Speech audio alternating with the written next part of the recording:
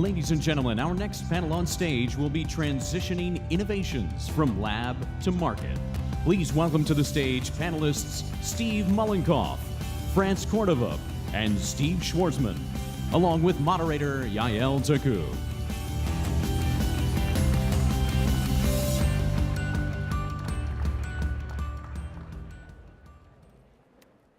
Hi, everyone. Thanks for being here today. I'm Yael Taku. I'm a senior partner with McKinsey & Company, where I work with companies to harness innovation and technology for growth.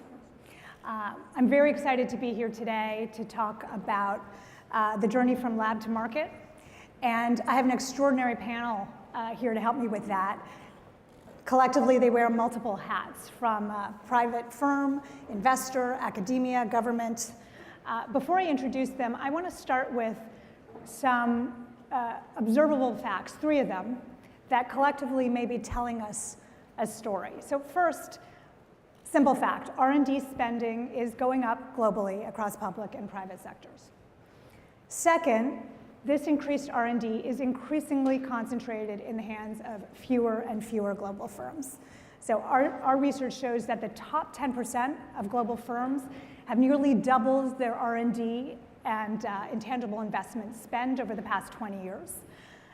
And this leads me to my third point, which is that while the economic profit to those firms has increased, that is almost entirely driven by the increase of scale and capital that they've put in, not due to the returns to that invested capital. The returns themselves have been stagnant or even declining. So taken together, this suggests a more challenging environment for innovation, one that may not simply be solved by spending more, and certainly gets more complicated when we widen the aperture beyond private sector to include other actors here. So what do we do to unlock more potential? After all, we're sitting at the age of great discovery, lots to get done, lots to solve: AI, advanced genomics, my kids' favorite plea to me, virtual reality, for Fortnite on the mobile phone. And Steve, if you could just get on that, I'd appreciate it. Lots to do. So where do we look to unlock? Do we look to the lab, right? Problems are harder to solve, breakthroughs tougher to find. Innovation just requires more resources than ever before. Do we look to the market? Is it a market issue? You know, with increased competition, once products hit the market, economic benefits are competed away faster than ever before. So if you are a smaller firm and you're making a relatively risky bet, and the reward is not commensurate to that risk, you're going to, over time, pull back. Or do we look to that journey between lab and market, that treacherous journey from discovery to deployment, where products go to die before they see the light of day? It's been called the Valley of Death. I could not have picked a less motivational phrase if I tried. Is that valley itself getting steeper? Is it getting more fraught? Does it represent one of the biggest unlocks if we could just ease the path to commercialization? So with me today are 3 panelists. I could not have picked a better panel to help us with these questions. Steve Mollenkopf, the CEO of Qualcomm, who for over 3 decades has been setting the pace of innovation in the wireless industry. And the race for 5G is fast and furious. But Qualcomm just this past week announced that they are powering the first 5G handset to be deployed commercially, a great and timely reminder of their continued leadership in lab to market. France Cordova, the director of the National Science Foundation, which is tasked with keeping the United States on the leading edge of discovery in foundational science and engineering, from astronomy to zoology and all the letters in between. She's an astrophysicist. She is the former president of Purdue University and the former chief scientist to NASA. Last but not least, Steve Schwarzman, the CEO, chairman, co-founder of Blackstone, a leading global asset management firm. He's also a very active philanthropist. So among many of his gifts, the one I'm going to highlight here because of its relevance to us today is a recent $350 million gift to MIT towards a $1 billion new university named the MIT Stephen A. Schwarzman College of Computing, which among other things aims to cultivate AI scholarship in the sciences and interestingly in the humanities as well. So we'll look to Steve for his insights as an investor, but also for his views on the role of the university in the innovation ecosystem. So welcome. France, I'd love to start with you and just explore this balance between research and commercialization. The NSF funds a tremendous amount of basic research in this country, but you are not by any means in your lab silo. In fact, under your leadership, this administration's leadership, you're increasingly vocal about the importance of taking research and working with researchers to translate to products and services. You have a lot of programs to do so.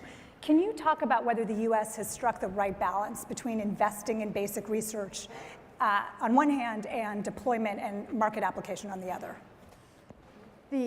Both are just so important, investing in the basic research and then investing in its translation or movement onto application and to development. And whether we've struck the right balance or not, I'm not sure. I think it's very important that agencies like the National Science Foundation are investing in long-term basic research. And in addition, we're also funding new approaches to innovation to try to do the translation, as you said, from discovery to deployment, or I call it discovery to delivery to the American people. So we, from our, more than 30 years ago, we started funding the Small Business Innovation Research Program, the SBIR program, and that was the first, and now every federal agency funds that. It's just been an extremely successful program and funded lots of the industries that are with us today. And from there, we've constantly built on infusing the basic research that we fund into new programs and new kinds of approaches. So the most recent approach that we have to taking discovery to delivery is called the Innovation Core, or I-Core. And this has been so successful in just a few years' time. 9 federal agencies have joined the program and have their own I-Core programs now. And one state, the state of Ohio, and a country, the country of Ireland. But this is a program that touches young people in the university and at the graduate level, and increasingly at undergraduate level. There are nodes all over the country. And it really teaches them how to become entrepreneurs and how to take the discoveries that they are involved with, or perhaps somebody else on their team is involved with, and learn what kind of market potential it has. And they have a lot of education and mentorship also with it. And it's turned out to be an extremely fast way to take discovery to innovation. I think in just 6 years' time, it's produced more than 500 startup companies.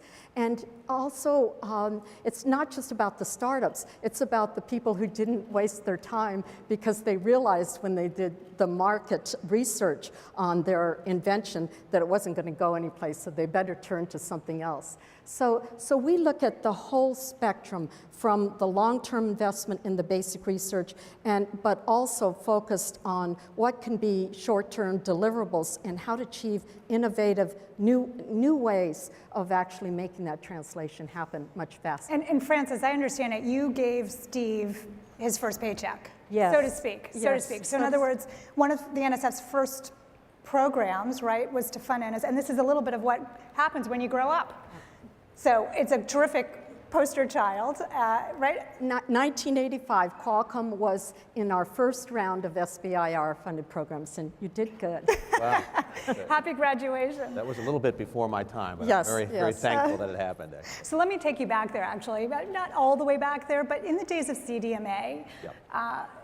Qualcomm set the standards. And it's easy to lead in a market where you set the standards. In 4G and 5G world, Qualcomm's not in a position to do that, and yet you're still often first to market. How do you do it? Well, I think one of the things to remember, and it sort of goes along with your opening comments, the complexity of the problems are larger. That's one of the reasons why the R&D is larger, if you look at just raw dollars. The small complexity problems largely are not, they're done. So now what we're trying to deal with these huge issues. I mean, in the early days, for example, of Qualcomm, it was how do we get people to communicate with each other? Then that was really the 3G. How do we do it efficiently? And we of course, did that. Then the question was, how do we put a connected computer in your pocket? There was a lot of technology in addition to just the connectivity that had to happen to make the computer small enough to get it in your pocket. Now the problems are, how do you connect everything in the world securely? And then what are the industries that have to be created? So the scale has grown dramatically. Now what's happened, in answer to your question, is that the number of companies, though, that are working in individual areas are now smaller. So for example, in our industry, we actually view, today we probably carry more water in the standards bodies than we did back in the 3G days because there were fewer companies doing it and the R&D intensity is higher. So you'll see it's actually more concentrated. So the stakes of getting it wrong, of course, hopefully the rewards of getting it right are higher. But largely what you're seeing is it's a more concentrated R&D world. And so therefore you actually have as much influence as you've always had. The inventions are still as easy to get commercialized. The difficulty is, how do you scale it, and how do you scale it into industries that are not designed to take the technology? And that's really the challenge of 5G, which I'm sure we'll spend some time talking about. Yeah, yeah. Steve, I want to take this into the investors' world. So what are the markers you look for when you're investing in a new innovation? And how do you get the confidence in a company's ability both to birth it, but to also deliver it to the market? Well, we do innovation ourselves, so we make that decision as to what do we want to do. In our case, because we're a financial company, it's mostly in software. Yeah. And what problems do we want to tackle? What do we think the payback is? It always costs more, takes longer. It's a lot like, renovating your house.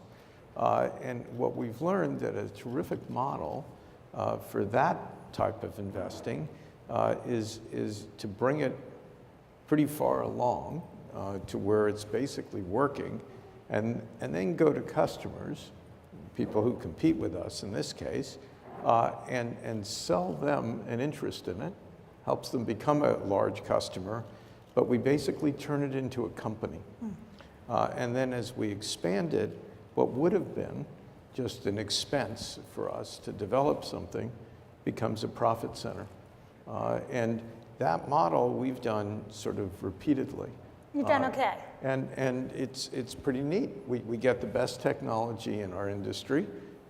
We use it for a while, then we, in effect, sort of sell it to other people, and then we together usually sell it out to some other firm, and everybody's a winner. So that kind of model is good. On the other hand, we have, somewhere at any point in time, companies that we own with about $125 billion of revenue, 500,000 people, and so technology is a big part of our life. But unlike Steve, for the most part, technology can do you a lot of damage because you're going along normally and all of a sudden something pops out of the birthday cake, really upsets either your business model or puts a hole in a piece of it. And so what we've learned is we have to be alert to everything that's going on. And if you're not, you could be doing something you think is perfectly reasonable and find out that you've just dug yourself into a deep hole. So in answer to the question, on a limited basis, what we have to do is when something comes out, we have to see how good is it? Is it sustainable? Are the people good enough? Do they have enough capital so the thing's going to be around? And in some cases we adopt it, in some cases we let it go by and see what happens. And what kind of leash do you give your companies on innovation? I mean, we hear a lot about companies saying, look, there's just undue pressure because of capital markets and, and pressure for earnings. And, some markets, some companies seem to get a longer leash, take some of the tech companies, and others that are more R&D intensive may not have that luxury.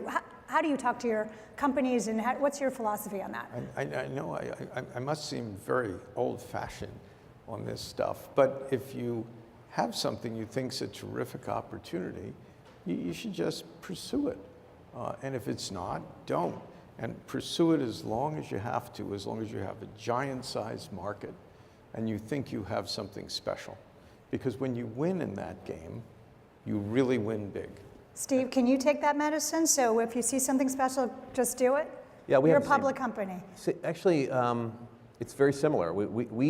If you look at when we've gotten the best returns or created the most value, it's when we've done something that didn't exist before, Right. where the risk is, did I get it in the wrong year versus this is going to create a lot of value for somebody.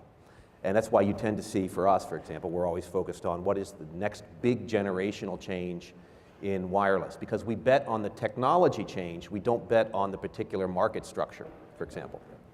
And we've been fortunate enough to have enough of those around in the areas that we have expertise to pursue them. But absolutely, if you're investing into a market that doesn't exist, and again, it's a giant market, you just pursue it with a lot of aggression. You don't have that short-termism, that pressure. You somehow manage through that. You do, but really, I think successful organizations are driven by the opportunity as opposed to what happens if we get this wrong. It's sort of the stress of this could be big and we don't want to miss it is really the part that makes people excited.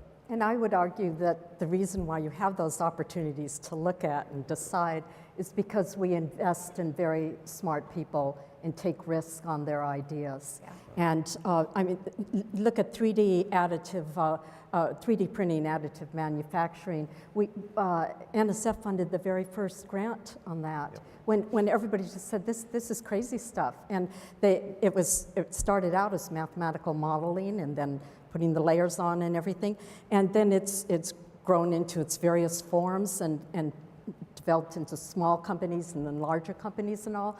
And the same thing with search engines. I mean, we were funding search engine development before Google was a household name. But so I think this really ties the work that we all do together very nicely, that in order to be able to review these ideas, and as Steve was saying over here, really click on them, really invest in them, you have to be able to generate those ideas in the first place. And that really devolves to the people that have these ideas and recognizing that this may be high risk, but it may also be high reward. So friends, I'm sorry, can I just add, I think also one of the things not to be lost is sometimes the ideas don't win, but the people that you create are tremendously valuable. So for example, there were things that NSF did and DARPA did that created core competency in teams that we were able to hire, and then 10 years later, you need that technology to drive 5G. For example, there was a lot of antenna work that was done that we would not have commercially viable millimeter wave products in a year from now unless that work was done. 20 years ago, we created that expertise in universities as a result of funding, and we're basing huge amounts of economic value in the company or the country based off of that. So don't forget about the people that are created as well. Yeah. So go with that for a sec. So if we flash forward, in 20 years, who's going to be sitting in Steve's chair? Who's the next Qualcomm that you're funding today? Ideas super upstream that are going to turn to a successful company like Qualcomm. You want to know their names right now? Yeah, I'm going to write them down. We're constantly expanding the universe of the people that we fund. Interestingly, I think the most important thing is that we reach out to everyone. And that's, I think, a real difference today, that we had enough great ideas coming out of the universities and the people that went to them and the people with the faculty in decades ago, that we could just fund them. And now we realize that we've left a great amount of talent behind, and we're devising new ways to kind of capture that talent within our own country. So we have programs like the Includes program that NSF has, and I was able to announce at the White House 2 days ago that 5 other federal agencies have joined that program to broaden participation in STEM, to capture the women and underrepresented minorities and folks from lower socioeconomic levels that have not been able to be a part of STEM and have not been able to be creators and inventors and the company heads that you're talking about for the future, but to reach out and embrace them through a lot of different programs. And it's turning out to be a very successful model. And just like SBIR was, and then the I-Corps program, was emulated by many other agencies, so is our inclusion program. And I think that that's really relevant to what we're talking about, is to raising the next Steve and Steve. The next Steve and Steve. So I want to turn to the dark topic of the Valley of Death. Can you, France, comment on how that valley has shifted, has evolved? What do you see as the big pitfalls in terms of the collaboration, for example, across the various actors that you guys all represent? What goes wrong? Well, I hear so many people saying that they wish that we wouldn't talk about the Valley of Death. They wish it would just close their eyes and it would go away. But it is a very real thing. And I think, if anything, we just know more about it, and we know it's not the same valley for every different type of occupation and different types of companies. They all have their own particular valleys with its own characteristics. But it is very real that you get to a certain point with your pilot programs and your pilot hardware and all, and then you need to have increased capital investment in it. And I think nowadays what's different is that people recognize that so clearly, that it's like a bridge is starting to form across that valley, and people are trying new approaches, coming at it from the industry side and coming at it from the government side. So we have more programs that where we fund industry people to come into the university and work with them, and vice versa. We fund programs that are partnerships for innovation. We fund centers that bring industries and universities together to do research collaborations. We fund programs like the I-Corps program that I mentioned, SBIR, and so on, a whole lot of programs that are on the upstream side. And gradually, as those create more startups, they're getting more opportunities to be exposed to investors, like, and that's what's nice about the I-Corps program. It's really looks a lot like the Y Combinator program that we're familiar with.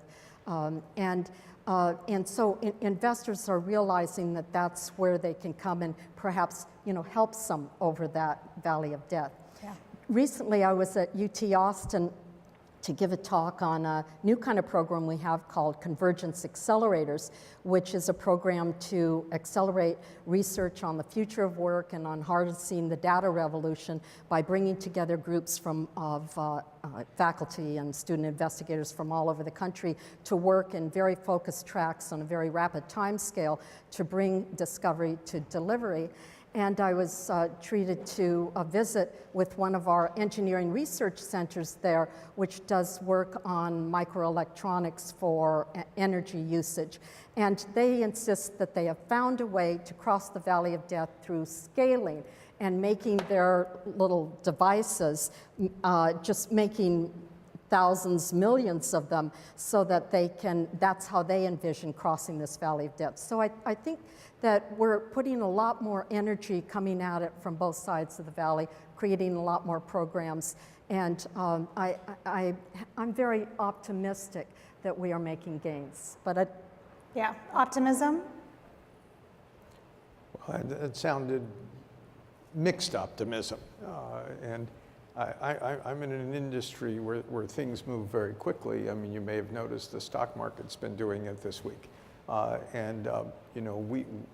We have things that we do, both technologically and otherwise, where we see a market, we want to get to it very quickly. These are more, fundamental research can take many, many years for innovation and commercialization. We try and take much shorter time frames. And so, our innovations have a valley of death to the extent that the opportunity moves away. And it doesn't matter what you're doing. If the opportunity is there, it's pretty easy to design things that work relatively quickly. And so you just have to have the discipline. And so they're in a different business where, this could be a 10-year run. And that's hard to finance. It's hard to finance. But in a funny way, that's why SoftBank ended up with their Vision Fund, and it's also why it got to be close to $100 billion. It's like an out-of-body experience in terms of its scale. Why? Masa just came up with the idea of becoming the capital market for technology. So if the IPO market is sticky, or out of favor, he's just become the market. It's actually sort of brilliant. Forget how it ends up working out or what price you pay for an individual thing. He has replaced the market.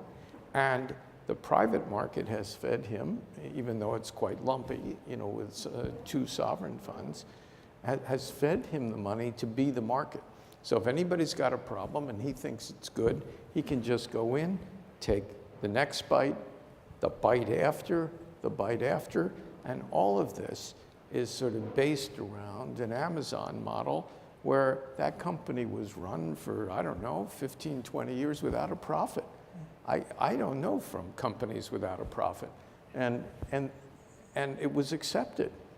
And the stock market financed it. One of my friends at Morgan Stanley kept giving him these monster amounts of money. And I kept saying, there's no profit. Well, how can you do this? Well, everybody bought it, and now they're the monster of the midway, right? So that model of I don't have to have a profit can be financed now. In the old days, that didn't work too well. And then you have these giant follow-on funds like Vision Fund, and that helps get you through, some people through, this valley of death. Yeah. And what's your valley of death experience? I mean, you pivoted away from, we were just talking backstage, from CDMA to GSM when it was necessary. And that pivot is really hard to do. I mean, you had to swap out your portfolio and shift the cool cats working on the fun stuff to the stuff that wasn't fun to do. What's your experience with the Valley? And by the way, are we optimistic? Are you optimistic? Well, so we probably have the less of the classic, issue. We've probably grown ourselves out of it. But the difficulty has been, one, where do you go next? And what has enough size and what is consistent with what you're good at doing. And for us, we had a couple of times in the history of the company where the big issue was, okay, we need to go into another geography or another ecosystem that we're not in. What do we have to learn in order to go do it? In the case of the GSM WCDMA ecosystem about 2 decades ago, we had to do that. We had to do it again in LTE. We're doing it now in 5G, primarily in the channel space, meaning the technology we know how to do. Yeah. But the question is, how do you scale it so that an industrial company can take it? How do you take it? How do you make it so that a company that's trying to figure out how to do cellular doesn't need to know anything about cellular, but they know that they need to get their things connected to the internet? And that's less of a technical problem and more of a how do I scale something? How do I create an ecosystem that extends? And that tends to be what dominates, our, I would say, scaling of technology now versus anything else. Yeah. I want to touch on for a second the academia role, and I'm going to tell you guys something backstage. Remember, France is a former president of Purdue, and she was saying, "Hey, Steve, you are a university president's dream. Thank you very much for your generous gift and how phenomenal what you're doing." Can you just tell us what inspires you to do that and what you're trying to get done?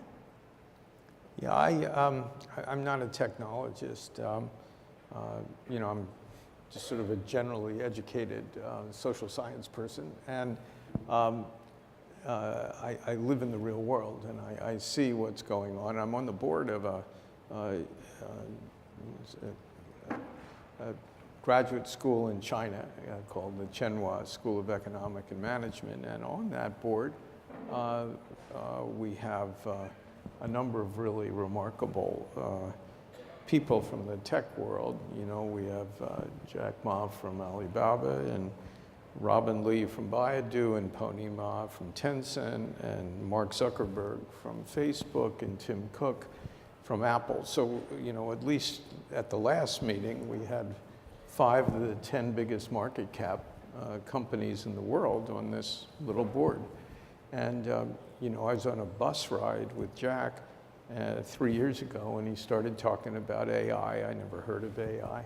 and what was going to happen in the future and what the risks were, for people, the ethical issues, and sort of where he came out, and he started telling me where all the other companies and major players came out. So I thought this was really fascinating, and I happen to know a lot of those people. So I would talk to them, and everybody had strong views, different views on the, sort of AI for good or AI for maybe not so good for somebody. But they all had a unified view that this is a completely transformational technology.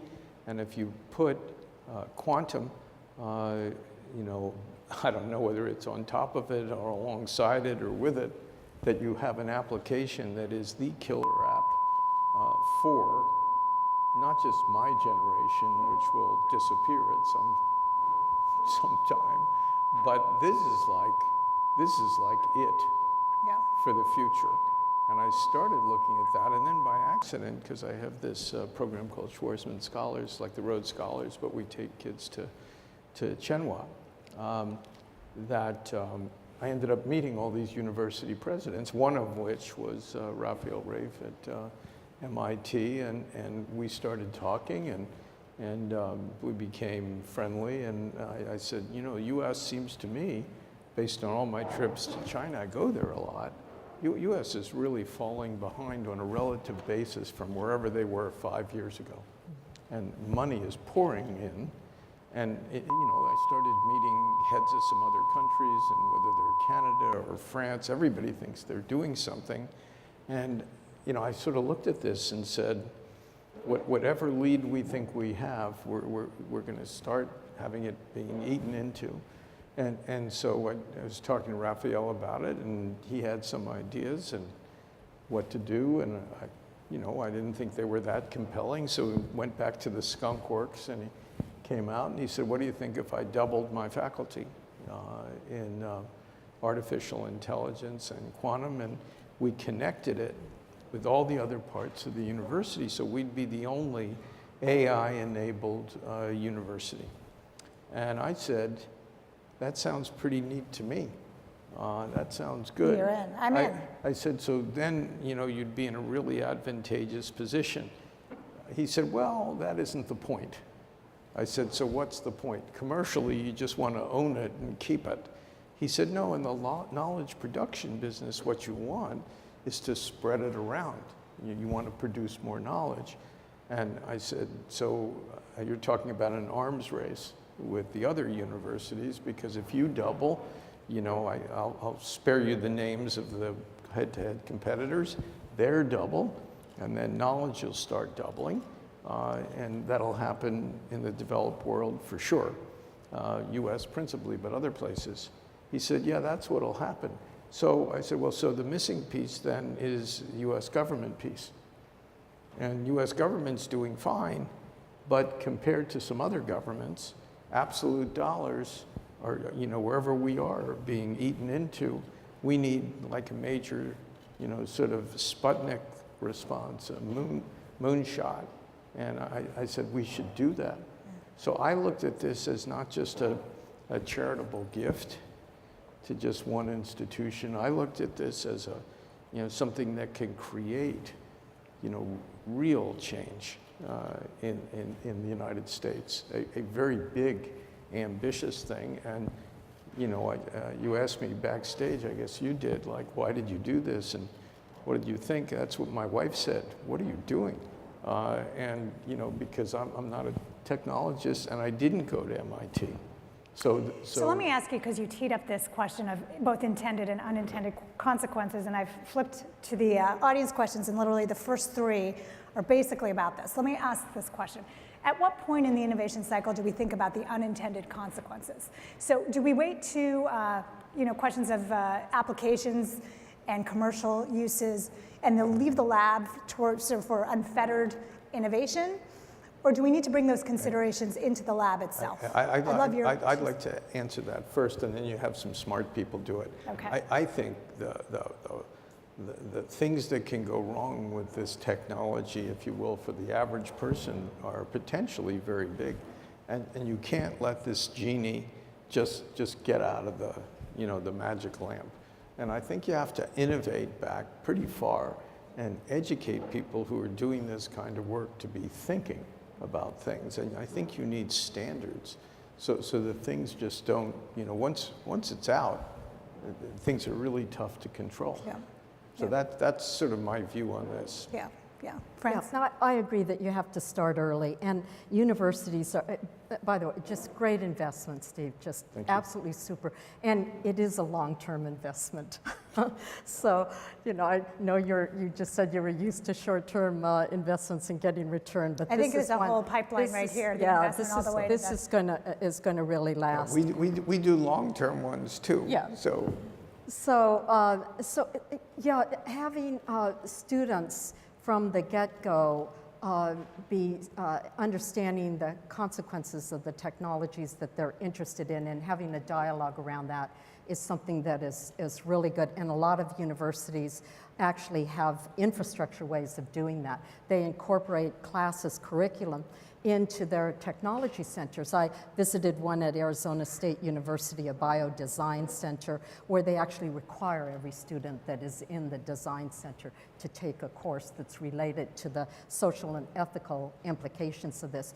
And we at NSF believe so strongly in this. Just last week, we put out a request for proposals that is a combination between our computer and information science and engineering directorate and our social and behavioral Economic Sciences Directorate, asking for proposals that look at the ethical considerations around artificial intelligence specifically. So we fund it, we think about it, universities are training students in it. It's just very important, but the technology is not going to stop. As long as there's the potential to create it, somebody's going to do it, and we need to be there, but having that ethical framework around it is essential. Steve, I would love for you to address this question in particular, which I like. China has decided what specific technologies they are investing in over the next 10 years. Should the U.S. be doing the same? They should, but we obviously have a different approach to prioritizing. I think it's a little bit of a mistake to think that people look at these grand plans and that's how they do their investments. The marketplace really does drive everywhere. I mean, we spend a lot of time, in fact, the two of us spend a lot of time in China, and it's very market driven. People are working on the same technologies, and I'll be honest, the same thing that works in the United States works in China, which is you have to have innovation and things that people need in an area that's a problem that people need to solve. And kind of people know what those things are. The approach of, okay, here's a list of things and we need to go do it, tends not to be useful, I think, in terms of organizing the front end of the investment cycle. What is useful is when there are industries that will develop, but only develop if you have a partnership with government. That's when it's important to have those plans. So, for example, in your previous question, there are certain problems that people don't try to solve because they know if I'm going to go into the healthcare industry, I got to be a big company, I need to deal with liability, and I need to deal with the government in order to get them. But there's huge opportunity there. Now, there are more and more of those opportunities coming because the technology and your life and the infrastructure of your life and the infrastructure of business are colliding. And so you need to actually have a combination of, I think, almost no direction at the beginning, but there are certain problems where you have to have a partnership between companies and government to make the market even develop. Actually, it's a great note to end our discussion on, this partnership, and frankly, so well represented by each of you. Thank you for joining us today, and thank you for being here with us. Thank you.